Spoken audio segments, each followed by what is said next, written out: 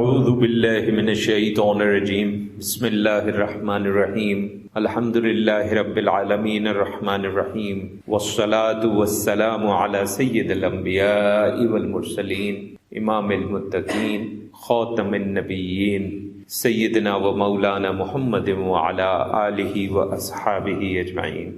معراج شریف کے حوالے سے بے تحاشا ایسی روایات مشہور ہیں کہ ان کا حقیقت سے کوئی تعلق نہیں ہے، اس لیے آج مستند احادیث کی روشنی میں شب معراج کے واقعے کو ایک نظر دیکھتے ہیں۔ بخاری شریف میں حدیث آئی ہے، انس بن مالک رضی اللہ تعالی عنہ سے مروی ہے۔ آپ فرماتے ہیں کہ معراج کی رات جب بیت اللہ سے نبی کریم صلی اللہ علیہ وسلم کو لے جایا گیا تو وہی آنے سے قبل آپ کے پاس 3 فرشتے آئے۔ اس وقت آپ مسجد الحرام میں سو رہے تھے۔ ان میں سے ایک نے پوچھا وہ کون ہے؟ دوسرے نے جواب دیا وہ ان میں سب سے بہتر ہے۔ تیسرے نے کہا ان میں جو سب سے بہتر ہیں انہیں لے لو۔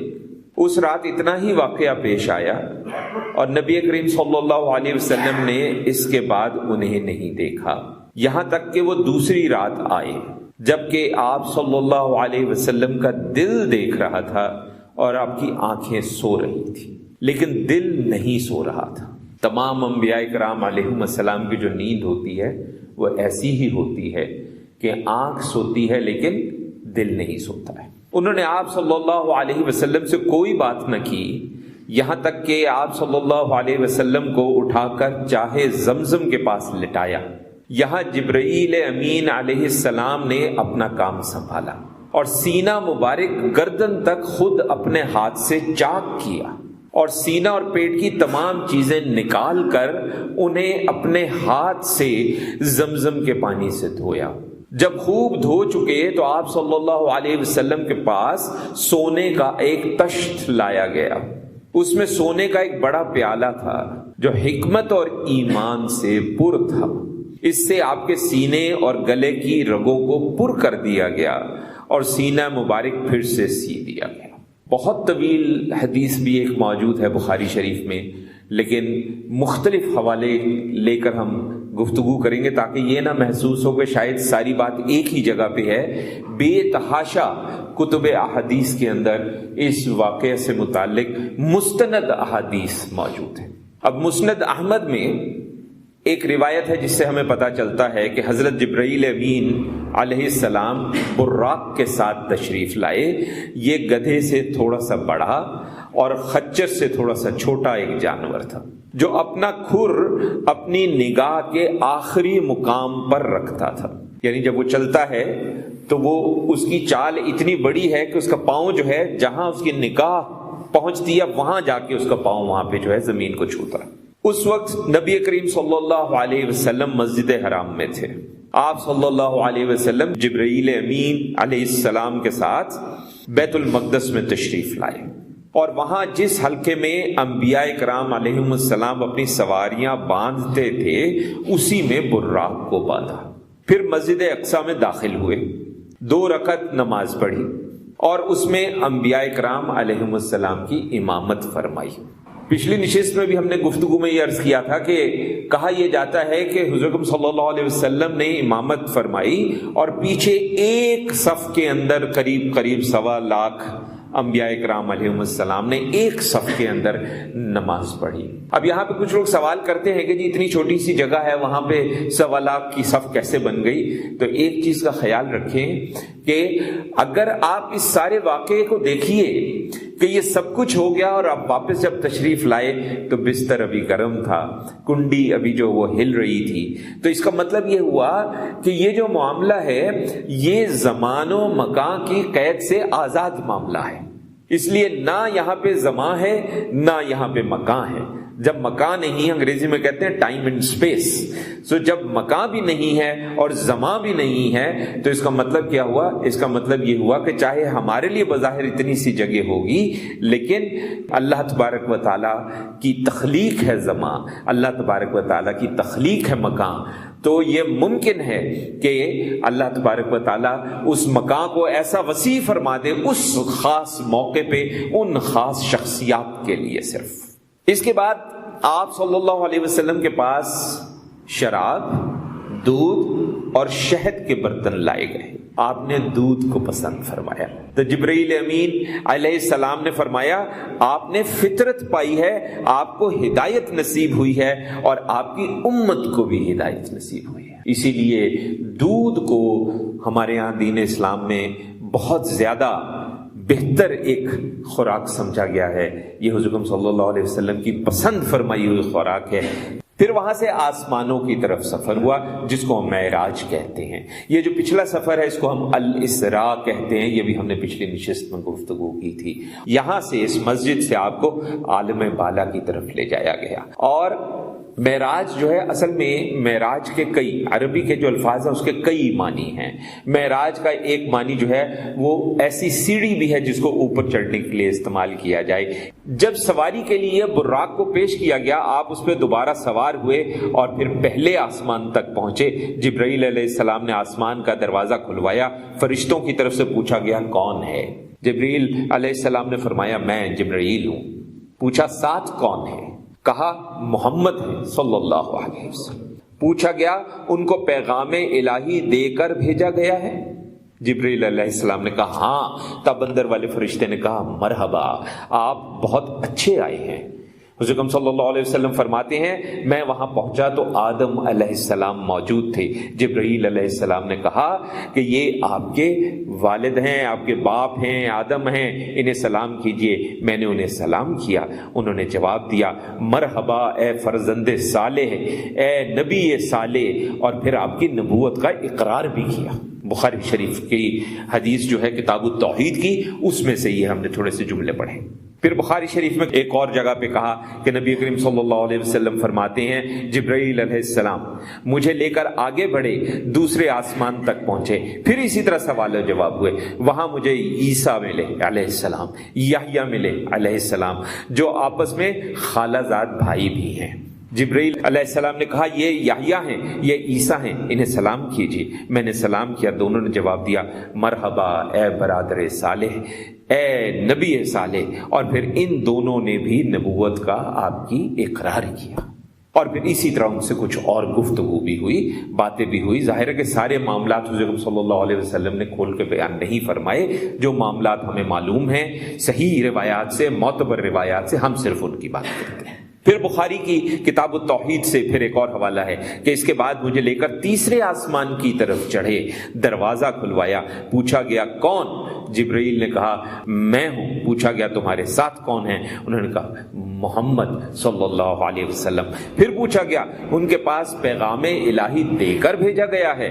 جبرائیل علیہ السلام نے کہا ہاں. فرشتوں نے کہا مرحبا، آپ بہت اچھے آئے. دروازہ کھولا گیا. وہاں پہنچے تو وہاں یوسف موجود تھے علیہ السلام. جبرائیل علیہ السلام نے کہا یہ یوسف ہیں علیہ السلام، سلام کیجئے. میں نے سلام کیا. انہوں نے جواب دیا. انہوں نے کہا مرحبا اے برادر صالح، اے نبی صالح. اور پھر یوسف علیہ السلام نے بھی حضرت صلی اللہ علیہ وسلم کی نبوت کا اقرار کیا. پھر ایک اور جگہ آیا کہ میں نے یوسف کو دیکھا علیہ السلام، اللہ نے حسن کا آدھا حصہ ان کو دیا تھا. صحیح مسلم کتاب الایمان میں یہ روایت موجود ہے. اس کے بعد جبرائیل مجھے لے کر آگے بڑھے. چوتھے آسمان پر اسی طرح سوال و جواب ہوئے.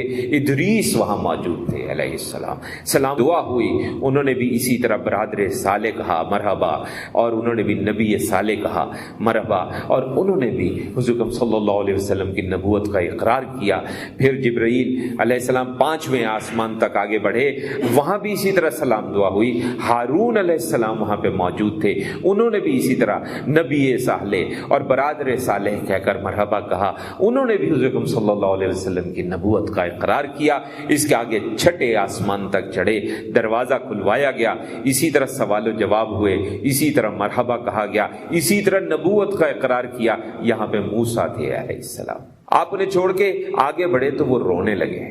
آپ نے پوچھا آپ کے رونے کی وجہ کیا ہے؟ انہوں نے کہا میں اس لیے روتا ہوں کہ یہ جو نوجوان پیغمبر ہے میرے بعد مبعوث ہوئے، ان کی امت کے لوگ میری امت کے لوگوں سے زیادہ تعداد میں جنت میں جائیں گے. اللہ اکبر۔ اس کے بعد 7ویں آسمان پر پہنچے، دروازہ کھلوایا گیا، پوچھا گیا کون؟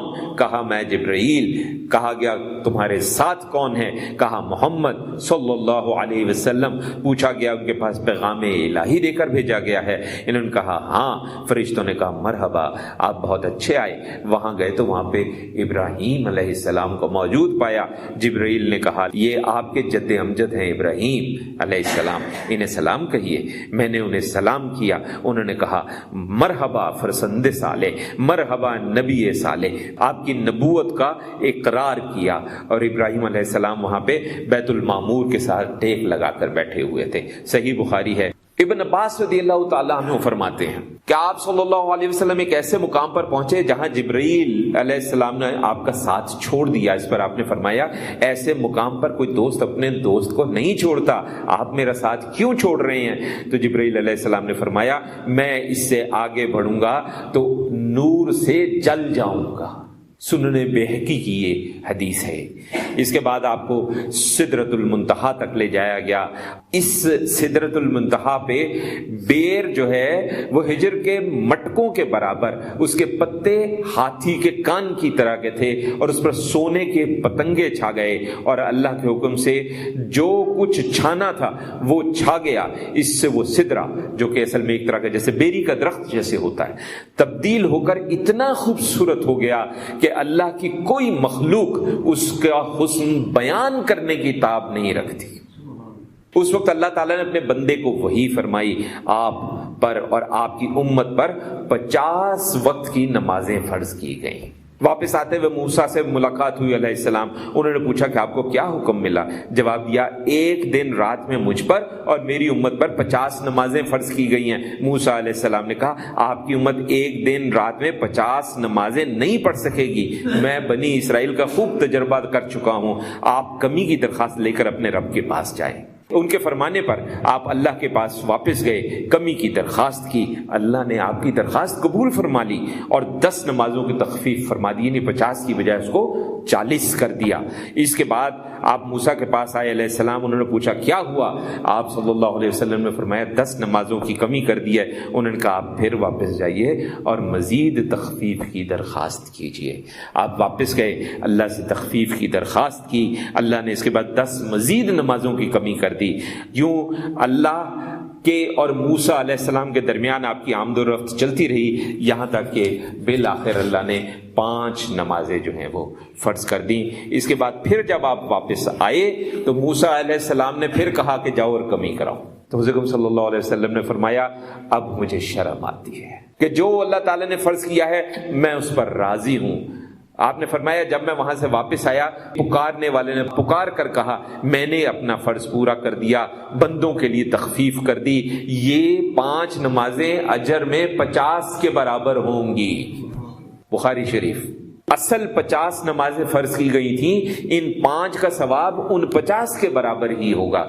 اور بہت سے مشاہدات ہیں جو ہماری صحیح روایات میں اور معتبر روایات میں موجود ہیں، جنت کی سیر کی، اور جو کوثر نہر ہے اس نہر کا آپ نے مشاہدہ کیا اور جنت میں لے گئے تو وہاں آپ فرماتے ہیں، مسلم شریف کتاب الایمان میں ہے کہ میں نے وہاں دیکھا موتیوں کے قبے ہیں اور ان کی مٹی کستوری ہے۔ کستوری بہت ہی خوشبودار ایک چیز ہوتی ہے اگر اتفاق نہ ہوا تو۔ جنت میں حضرت صلی اللہ علیہ وسلم نے نہر کوثر کا مشاہدہ فرمایا، اور حضرت انس رضی اللہ عنہ فرماتے ہیں نبی کریم صلی اللہ علیہ وسلم نے فرمایا میں ایک نہر پر آیا، اس کے دونوں کنارے موتیوں اور کبوں کے تھے، اور میں نے پوچھا جبرائیل یہ کیا ہے؟ انہوں نے کہا یہ کوثر ہے۔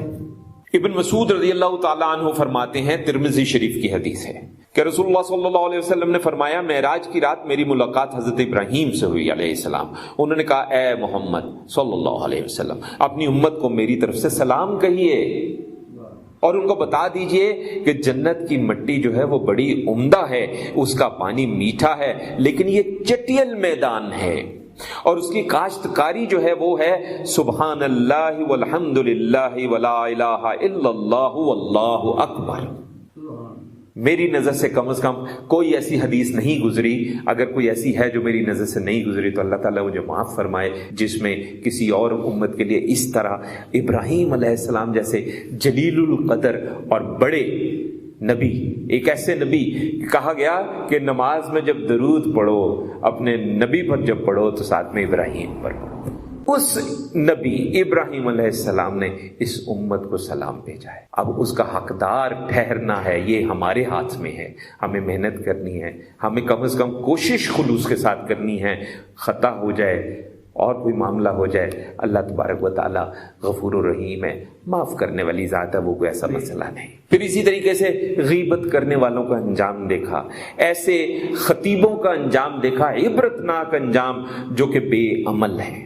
کوتاہی ہو جانا اور بات ہے، جانتے بوجھتے کرنا اور بات ہے، دونوں باتوں میں فرق ہے۔ اب یہ جو سارا معاملہ ہوا، ہم اب جانتے ہیں کہ جب واپس آپ تشریف لے آئے تو بستر بھی گرم تھا اور چٹخنی جو ہے وہ بھی ہل رہی تھی۔ اس کا مطلب ہے کہ ایک آدھا لمحہ بھی شاید نہ گزرا ہوگا، اور وہاں پہ جنت کا مشاہدہ ہو گیا، جہنم کا مشاہدہ ہو گیا، اللہ تبارک و تعالیٰ سے ہم کلامی ہو گئی، یہ سب کچھ ہو گیا۔ اب جب واپس تشریف لائے تو اپنی قوم کو سارا معاملہ سنایا۔ صحیح مسلم آتا ہے کہ اللہ کے رسول صلی اللہ علیہ وسلم نے فرمایا، معراج کا یہ واقعہ جب میں نے مشرکین مکہ کو سنایا تو انہوں نے اس کی تردید کی، انہوں نے اس کی تکذیب کی، انہوں نے کہا جی جھوٹ ہے، استغفر اللہ۔ کسی نے تالیاں بجائی، کسی نے تعجب کیا، کسی نے انکار سے اپنے ہاتھ سے اپنے سر پہ رکھ لیا۔ کچھ لوگ ابو بکر کے پاس آئے رضی اللہ تعالی عنہ، انہیں اس کی خبر دی، وہ تو ایک صاحب ایمان صدیق، انہوں نے کہا اگر یہ بات حضور صلی اللہ علیہ وسلم نے فرمائی ہے تو یہ انہوں نے سچ فرمائی ہے۔ لوگوں نے کہا آپ اس کی تصدیق کرتے ہیں؟ آپ نے کہا میں تو اس سے بھی بڑی بات پر آپ کی تصدیق کرتا ہوں، آسمان سے صبح و شام جو خبر آتی ہے میں اس میں بھی آپ کو سچا مانتا ہوں۔ اور یہ وہ بات ہے جس پر آپ کو صدیق کا لقب حاصل ہوا۔ کفار مکہ کو ظاہر ہے اس سے بہت تکلیف تھی، تو ہوا یہ کہ انہوں نے پھر آپ کا امتحان لینے کی ٹھانی۔ اچھا بتائیں جی بیت المقدس کیسا ہے، اس کی علامتیں کیسی ہیں؟ مسلم شریف میں حدیث موجود ہے کہ اللہ تبارک و تعالیٰ نے بیت المقدس کو میرے سامنے ظاہر فرما دیا۔ جو باتیں، جو نشانیاں مشرکین دریافت کرتے میں دیکھ دیکھ کر بتاتا جاتا، یوں وہ آپ کی تردید اور تکذیب کا جو جذبہ لے کر آئے تھے، جس کے تحت انہوں نے امتحان لینا چاہا تھا، اس کی نفی ہو گئی۔ وہ صرف یہی کہہ سکے کہ جہاں تک اوصاف کا تعلق ہے تو آپ نے تو بالکل ٹھیک ٹھیک بیان فرمایا ہے، یعنی تسلیم بھی کر لیا کہ سارے سوالوں کے جواب درست ہیں، لیکن اس کے باوجود ایمان نہیں لائے۔ انہوں نے پھر ایک قافلے کے متعلق بھی پوچھا جو شام سے آ رہا تھا۔ حضرت صلی اللہ علیہ وسلم نے اس قافلے کے تمام احوال، اس کے پہنچنے کا وقت، جو اونٹ آگے آ رہا ہے اس کے بارے میں، ہر چیز کے بارے میں خبر دے دی۔ اور جیسا آپ نے فرمایا، جب وہ قافلہ پہنچا تو کفار مکہ نے دیکھا کہ وہ واقعی ویسے ہی تھا سب کچھ۔ اب اس طرح زبانیں تو بند ہو گئیں، لیکن ان کے دل پھر بھی انکار میں تھے کہ یہ کیسے ہو سکتا ہے۔ یہی سوچتے ہیں آج بھی بہت سے لوگ کہ کیسے ہو سکتا ہے۔ معراج شریف کے دوران حضرت صلی اللہ علیہ وسلم کو جو مشاہدات کروائے گئے، اس کے حوالے سے آج بھی لوگ ایسے موجود ہیں جو اس قسم کی باتیں کرتے ہیں کہ جی معراج جو تھی وہ تو روحانی تھی جی، استغفر اللہ، خواب میں ہوئی تھی، استغفر اللہ۔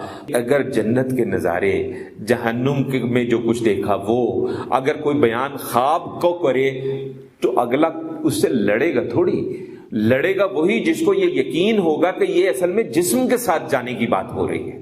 ہم ایمان رکھتے ہیں اس بات پہ کہ حضرت صلی اللہ علیہ وسلم کا جو معراج کا واقعہ ہے، الاسراء والمعراج، وہ جسمانی اور روحانی دونوں طرح سے ہے۔ آپ جسمانی طور پہ آپ نے الاسراء، جسمانی طور پہ المعراج، اور یہ سب کچھ جو ہے اتنے کم وقت میں کہ آپ واپس آ گئے تو ابھی بستر گرم تھا۔ یہ میری نظر سے ایک بڑا خوبصورت شعر گزرا پچھلے دنوں ظفر علی خان کا، زنجیر بھی ہلتی رہی، بستر بھی رہا گرم، ایک پل میں سرے عرش سے آ گئے محمد صلی اللہ علیہ وسلم۔ سب سے پہلے تو چیز ذہن میں رکھیں کہ ہم نے جتنی آج معراج کا جو واقعہ عرض کیا ہے، یہ وہ واقعہ جو حضرت صلی اللہ علیہ وسلم کی اپنی زبان مبارک سے ہے۔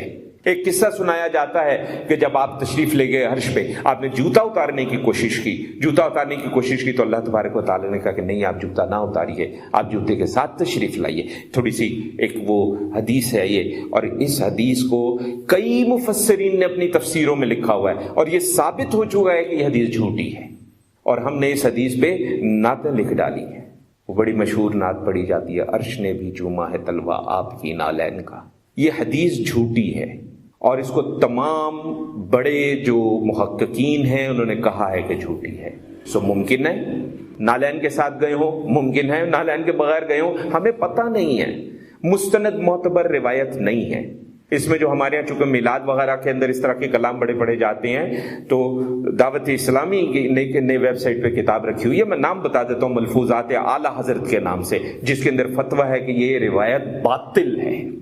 ہمارے جتنے واقعات ہیں، جتنے یہ جیسے معراج شریف ہے، ایسے ایسے قصے موجود ہیں کہ جن قصوں کا کوئی ثبوت نہیں ہے، لیکن اللہ کے فضل و کرم سے آج جو ہم نے گفتگو کی ہے، یہ تمام واقعات حضور صلی اللہ علیہ وسلم کی اپنی زبان مبارک سے ہیں، اور یہ تمام واقعات معتبر وہ احادیث ہیں۔ اللہ تعالی ہمیں اپنے نبی کو جاننے کی، پہچاننے کی، صحیح روایت، محکم معاملات کے اندر ان کو سمجھنے کی، ان کی ہستی کو، ان کی ذات مبارکہ کو سمجھنے کی توفیق عطا فرمائے، اور پھر ہمیں وہ اذن و توفیق بخشے کہ ہم بھی بالکل خلوص کے ساتھ ان معاملات کو سامنے رکھتے اطاعت اور اتباع کی کوشش کم از کم ضرور کریں، اور اگر ہم سے کوتاہی ہو جائے تو اللہ ہمیں محفوظ فرمائے، ہمیں ندامت ہو، ہم اللہ کے آگے مغفرت گڑ گڑا کر مغفرت طلب کریں، اور اللہ تبارک و تعالی ہمیں یقیناً مغفرت کرنے والے کو اللہ معاف فرماتا ہے۔ وصلی اللہ علی خیر خلقہ سیدنا و مولانا محمد وعلی آلہ و اصحابہ اجمعین برحمتک یا ارحم الراحمین۔